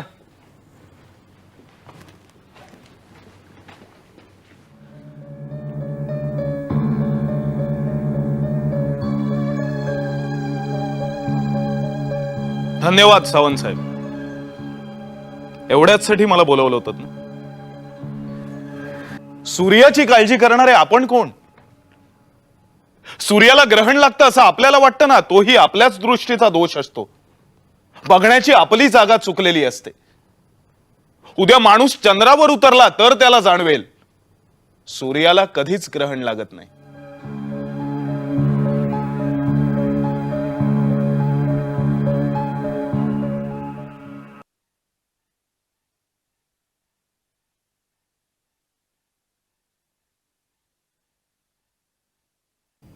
yes sir. Sir I think उद्या दुपारी 2 वाजेपर्यंत निकालपत्र संपावं. त्यानंतर तिकडची पोलीस पार्टी निघू शकेल. नाही सर, त्यांचं सामान पॅक करण्याचे इन्स्ट्रक्शन्स त्यांना कालच दिले आहेत. त्यामुळे फार उशीर नाही लागायचा. Thank you sir.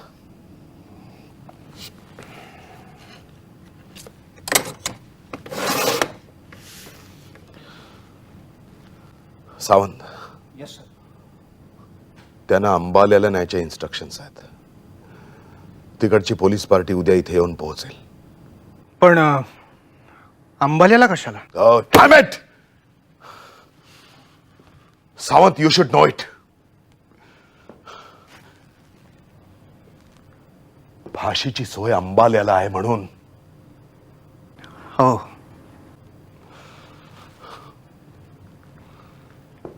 त्यांच्या सील केलेल्या वस्तू पॅक करायला सांगा. जजमेंट झाल्याबरोबर चार्ज देऊन टाकू. त्यांच्याकडे फारशा अशा वस्तू नाहीतच सर. भगवद्गीता, भगवा ध्वज आणि अखंड हिंदुस्थानचा नकाशा या 3च गोष्टी त्यांच्याकडे आहेत. आणि त्या त्यांना शेवटपर्यंत जवळ हव्यात. कशावरून?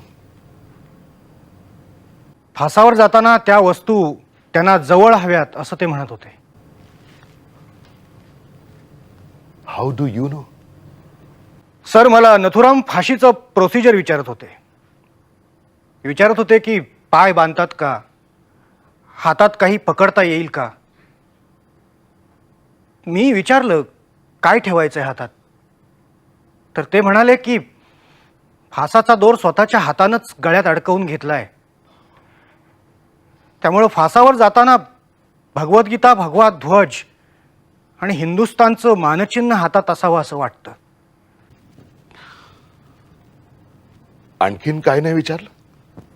काय? त्रास होतो का वगैरे? नाही. ते म्हणाले की गांधीवधानंतर ते स्वतःवरही गोळी झाडून घेऊ शकले असते, पण नाही घेतली. जगण्याची आसक्ती होती म्हणून नव्हे, तर वधामागची भूमिका जगासमोर मांडता यावी म्हणून. गांधीवधानंतर स्वतःचा मृत्यू त्यांनी निश्चित करून टाकला होता.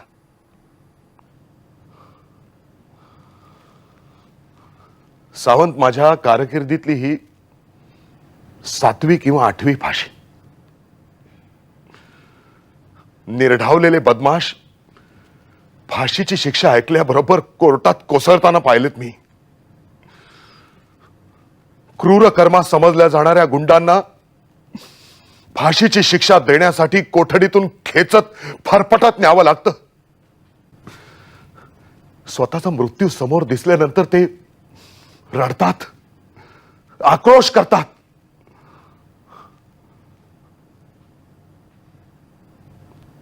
पण ही 2 सुसंस्कृत माणसं, ज्यांनी आयुष्यात कधीही कायद्याचं उल्लंघन केलेलं नाही,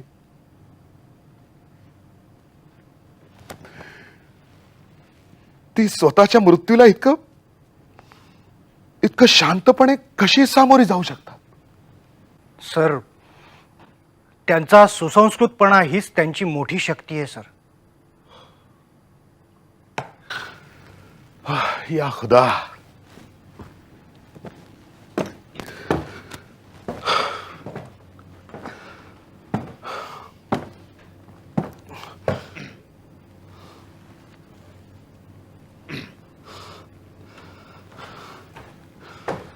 चला शेख साहेब, पट मांडूया. नाही नाही, नको. आज बुद्धिबळ खेळायचा मूड नाही. मी आज अगदी ठरवून आलो होतो. म्हटलं आज शेख साहेबांबरोबरचा शेवटचा दिवस. आज त्यांना नक्की हरवायचं.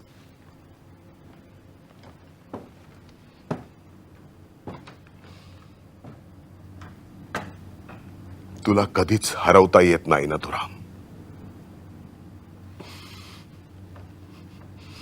तुझा राजा कधीच मारता येत नाही,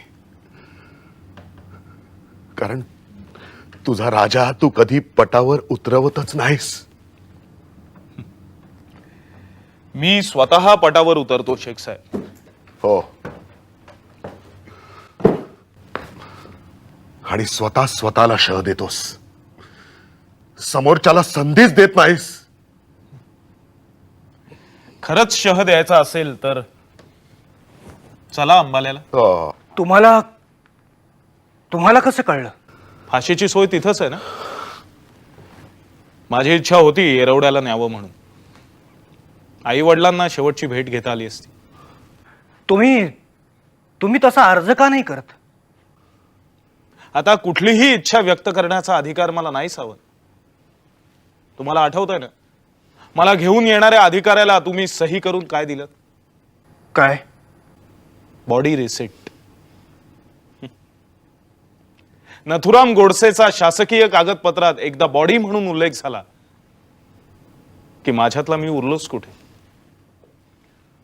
उद्या तुम्ही अंबाल्याच्या पोलीस पार्टीला नथुरामचा चार्ज नाही देणार, बॉडीचाच चार्ज देणार, आणि तेही बॉडीचाच चार्ज घेणार. आता या बॉडीची डेड बॉडी होणं ही फक्त एक फॉर्मॅलिटी. आई वडिलांची भेट हवीच, ती त्यांना मला शेवटचं भेटता यावं म्हणून. मी दिल्लीला येतानाच त्यांचं शेवटचं दर्शन घेतलं. अंबाल्याला जायचं म्हणजे पानिपत मधून, नाही का? चला, त्या निमित्ताने तरी त्या पवित्र भूमीचं दर्शन होईल. नाही तर एरवी कशाला जाणं झालं असतं. नथुराम, प्लीज. काय झालं?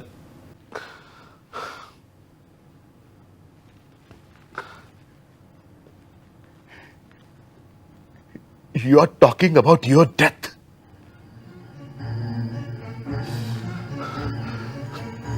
तुझा थंडपणा, तुझा अलिप्तपणा पाहिला की मला चीड येते तुझी, Nathuram. I hate you Nathuram, I hate you. अरे कशाचा बनलायस तू? हा, कशाचा बनलायस? आमच्यासारखा हाडा मांसाचाच ना, की पत्थरातून घडलायस?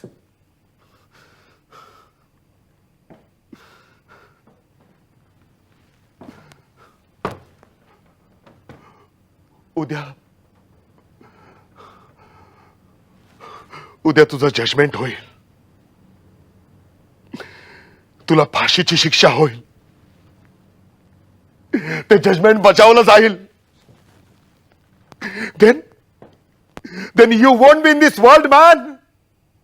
You won't be in this world. त्यानंतरचा सूर्योदय तू नाही पाहू शकणार. हे पक्षी, ही झाडं, हे काही तुला दिसणार नाही. Then how can you? How can you? Oh shit. I hate people like you. काय केलं मी? अरे तू काहीच करत नाहीस. तू काही बोलत नाहीस. फक्त माणसाच्या हाडामातात, रक्तात भिनतोस तू एखाद्या विषाणू सारखा. I just can't take you out of my system. I just can't take you out of my system. Nathuram, तुझ्या भोवतीचा भासाचा दोर मी माझ्या स्वतःच्या हाताने विणलाय.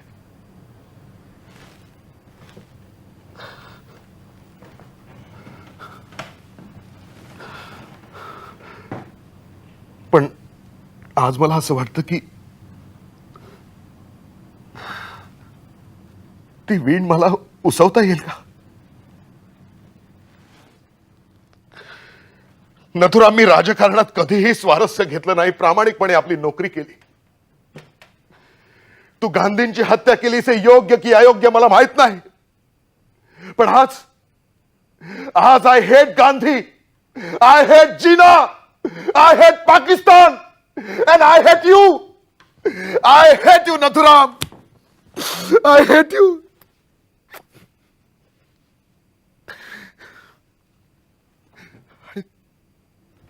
तू मला सांगतोयस You are just a body now. इतका जीव कोणावर लावू नये शेख साहेब.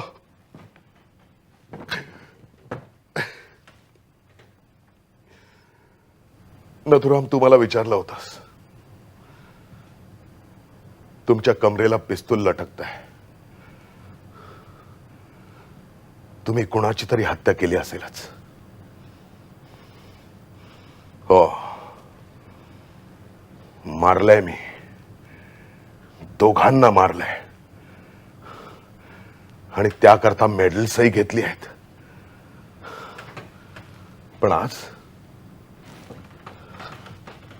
आज त्या मेडल्सचा मला अभिमान नाही वाटत.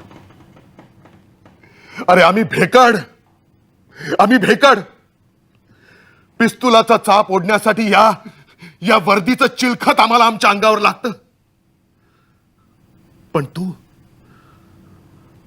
तू कुठलंही चिलखत अंगावर नसताना चाप ओढलास नथुराम.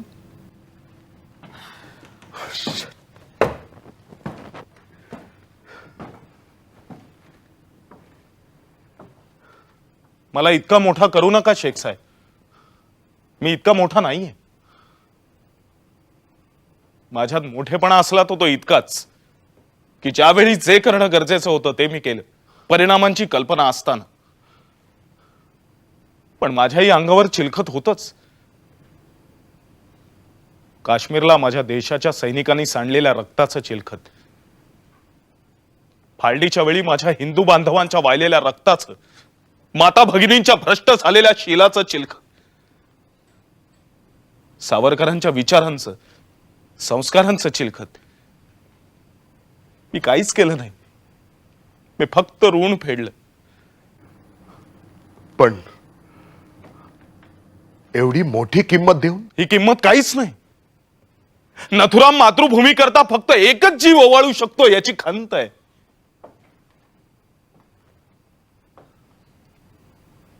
तुमच्याशी खोटं बोलत नाही शेख. मृत्यूची मलाही खंत आहे. मी मृत्युंजय नाहीये. फासाच्या दोरावर लटकण्यापूर्वी माझ्या चेहऱ्यावर जेव्हा काळा बुरखा चढवतील तेव्हा माझ्या डोळ्यात अश्रू येतीलच. या मातृभूमीचं पुन्हा या डोळ्यांनी दर्शन नाही होणार. तिच्या मातीचा गंध पुन्हा नाही घेता येणार. सिंधू नदीच्या पाण्याचा थेंब पुन्हा या ओठांनी टिपून नाही घेता येणार. फासाच्या दोरावर लटकण्यापूर्वी हे दुःख मलाही जाणवल्याशिवाय राहणार नाही.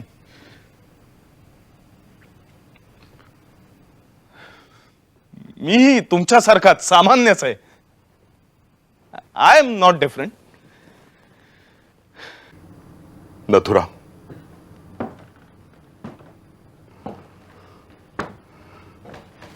तू मला नेहमी विचारायचास कोर्टात तुमच्या बसण्याच्या जागी फुलं कोण आणून ठेवतं म्हणून. आणि तुम्ही उत्तर द्यायचं नेहमी टाळायचं. हो, कारण मला लाज वाटायची. सरकारनं केस जिंकावी म्हणून ज्याच्या भोवती मी पुराव्याचे पाश आवळत चाललोय त्याची भक्ती माझ्याच घरातल्या एका माणसानं करावी.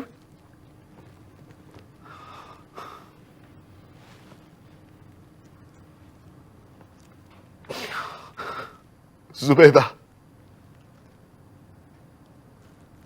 मेरी बेटी, हर रोज मस्जिद में जाकर तुम्हारे लिए मन्नत मांगती है, हालांकि वो चल नहीं सकती, फिर भी मस्जिद में जाकर तुम्हारे लिए चद्दर चढ़ाती है.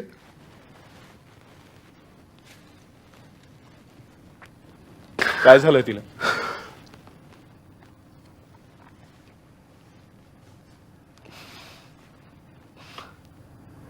She is pregnant.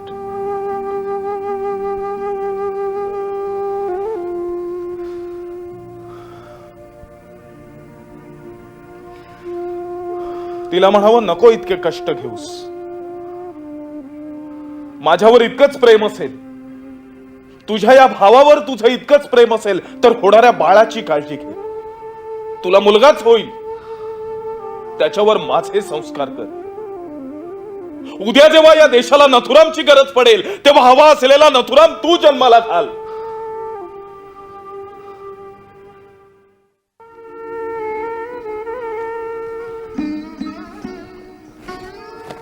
अरे देविदासजी, या बसा ना. हे गृह मंत्रालयाच्या परवानगीचं पत्र. नाही नाही, त्याची काय आवश्यकता नव्हती. नाही, पण काय हे रेकॉर्डसाठी ठेवावं लागतं. नाही, नाहीतरी मंत्रालयातनं फोन आलाच होता, आपल्या भेटीची खास परवानगी दिली म्हणून. कुठे आहेत नथुराम? मला त्यांच्या कोठडीत जाऊन भेटता येणार नाही का? नाही, म्हणजे तशा ऑर्डर्स नाहीत, फॉर सिक्युरिटी रिझन्स. आणि काय आहे, फाशी 8 दिवसांवर आली आहे, त्यामुळे फाशीची रिहर्सल करावी लागते. रिहर्सल्स? फाशीच्या? ऑफकोर्स. हां, नाही म्हणजे काय आहे, कैद्याच्या मानेचं माप घ्यावं लागतं आणि मग कैद्याच्या वजनाची बाहुली बनवली जाते. त्याची रेग्युलर हँगिंग प्रमाणे तालीम होते. वजनाची बाहुली कशासाठी? वेल, नाही म्हणजे दोराची लांबी, वजन हे सगळं परफेक्ट असल्याशिवाय प्रॉपर जर्क मिळत नाही ना मानेला. नाही, अर्थात म्हणजे हे सगळं कैद्याला शेवटी त्रास होऊ नये म्हणून असतं. हे सगळं नथुरामना माहिती आहे? त्यांची कोठडी समोरच असते. ते स्नानासाठी जेव्हा बाहेर येतात तेव्हा हँगिंग स्टाफ बरोबर गप्पा मारत असतात. He is different. ते नाना आपटे. नाही, परवाच मला एक स्टाफ मधला माणूस सांगत होता. काय जेलर साहेब, काय सांगत होतात? काय बदनामी चालली होती माझी? नाही नाही नाही, बदनामी नाही पंडितजी, खरंच परवा मला स्टाफ मधला एक माणूस सांगत होता. हा, ते आज सकाळीच माझं वजन घेऊन गेल्या, पण बाहुली बनवताना काहीतरी घोळ झाला, काहीतरी जर्क बरोबर बसत नव्हता, घामाघूम झाले होते बिचारे. मी त्यांना विचारलं सुद्धा, बाहुलीच्या जागी डमी म्हणून मी उभा राहू का? तर ते त्यांच्या नियमात बसत नव्हतं. तुम्ही इतके अलिप्त कसे राहू शकता? कारण मी आहे, मी अलिप्त आहे. कॉफी चालेल? आणतो.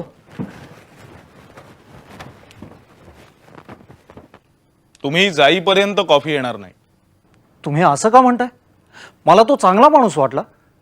ते चांगले आहेत म्हणूनच तुम्ही जाईपर्यंत कॉफी येणार नाही. नियमाप्रमाणे आपण खाजगीत भेटू शकत नाही. कॉफी एक निमित्त आहे, पळवाट आहे. आज कसं काय येणं केलं? 2 वर्षानंतर वेळ मिळाला? नाही म्हणजे तसं नाही, पण काही कागदपत्रांवर तुमची सही हवी होती. कागदपत्र? हो, म्हणजे वकालतनाम्यावर तुमची सही हवी होती. वकालतनामा? का? मी वकील आहे. नाही, पण सही अशिलानं करायची असते,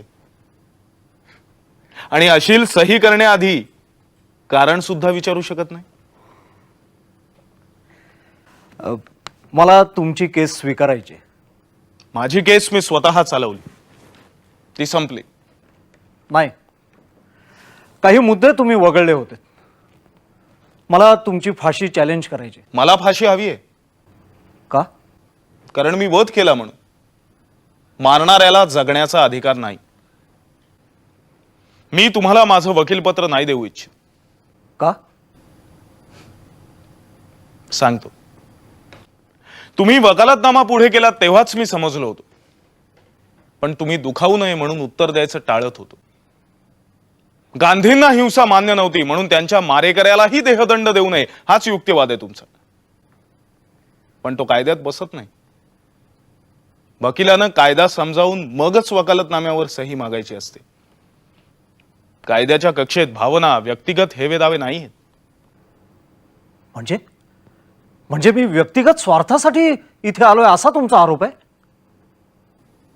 असं माझं म्हणणं आहे. नथुराम, देविदासजी, तुम्हाला वकीलपत्रच स्वीकारायचं होतं तर तुम्ही तात्याराव सावरकरांचं का नाही स्वीकारलं?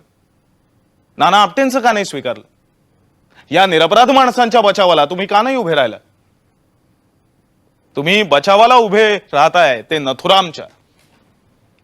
का तर एका गालावर थप्पड मारली तर दुसरा गाल पुढे करावा हे आपल्या पित्याचं तत्वज्ञान सिद्ध करण्याचा क्षीण प्रयत्न म्हणूनच.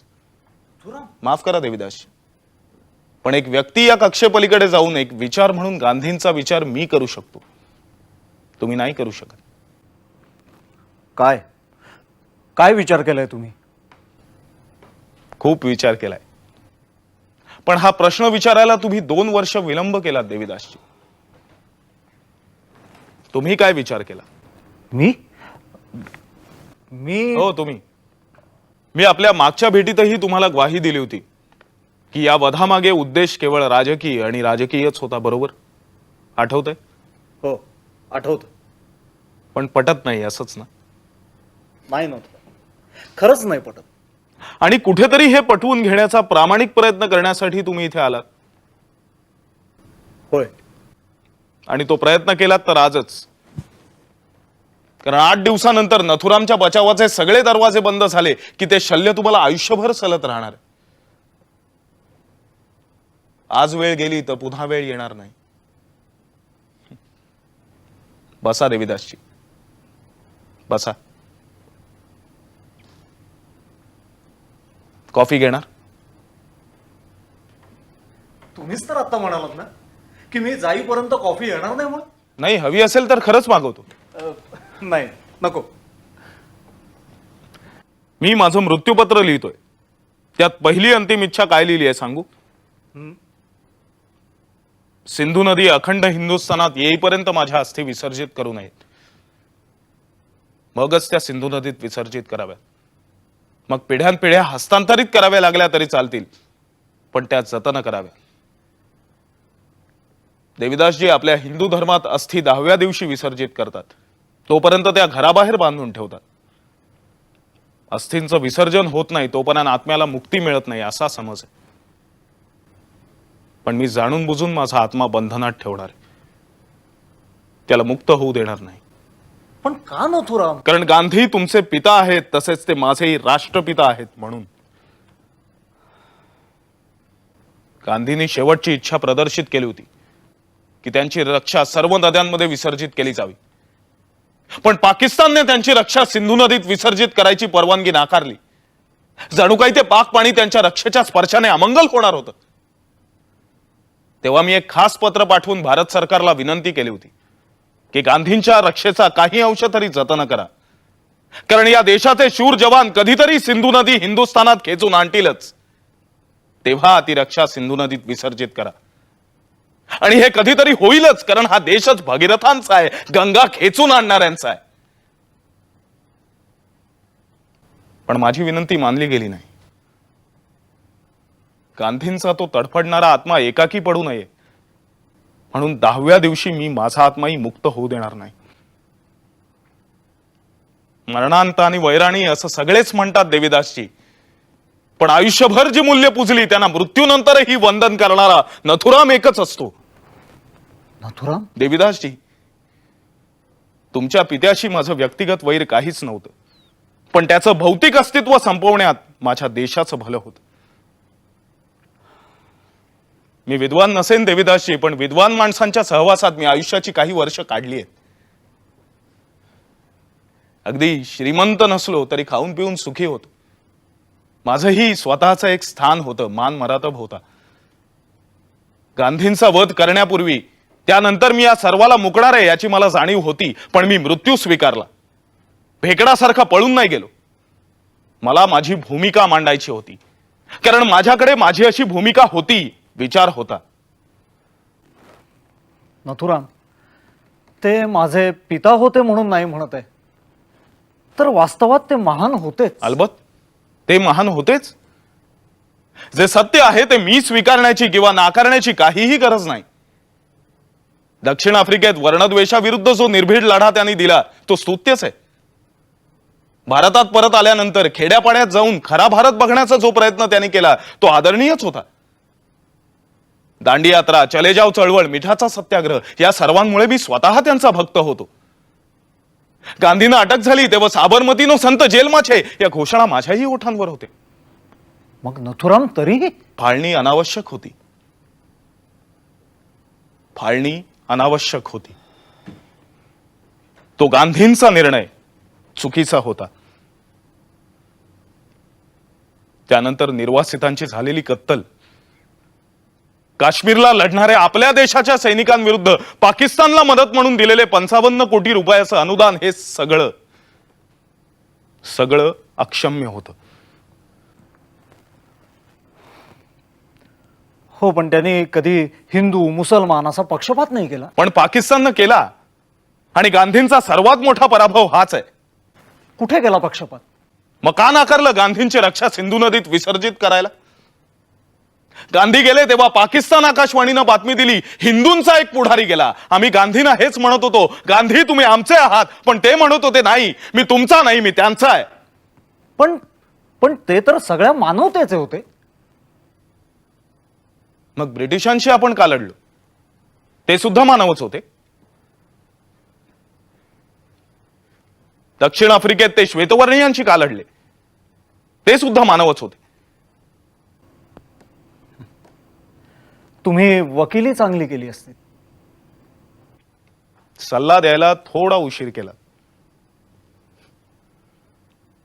पण गांधींचा आणि गांधीवादाचा विरोधक जितका मी नाही, तितके त्यांचे शिष्य आहेत. भलतच. मी गोळी झाडली, गांधी कोसळले. पडता पडता त्यांच्या तोंडातून असा अस्पष्ट आवाज आला. पण सगळीकडे अफवांचं मोहोळ उठलं. गांधी हे राम म्हणाले. ते हे राम म्हणाले नाहीत. मुळीच नाही. पण देविदासजी, माझा जबाब नोंदवताना, कोर्टात जबानी घेताना माझ्या तोंडून हे असत्य वदवण्याचा पुन्हा पुन्हा प्रयत्न केला जात होता. पण मी बदलो नाही. गांधी हे राम म्हणालेच नाही तर मी असत्य का बोलू? पण त्यांच्या शिष्योत्तमांनी जर का हा डंका असाच पिटत ठेवला आणि इतिहासात त्याची नोंद झाली, तर गांधींचा आणि गांधीवादाचा तो सर्वात मोठा पराभव ठरेल. How do you say that? ज्या माणसानं आयुष्यात कधीही राम आणि रहीम, कृष्ण आणि करीम यात कधीही भेद केला नाही, समजला नाही, तो माणूस मरताना फक्त रामाचंच नाव घेईल. राम आणि रहीम दोघांचंही घेईल, नाही का? आणि एकाचंच नाव घ्यायचं असेल तर रहीमचं घेईल. कारण राम त्यांच्या हृदयात होता, रहीम मुखात.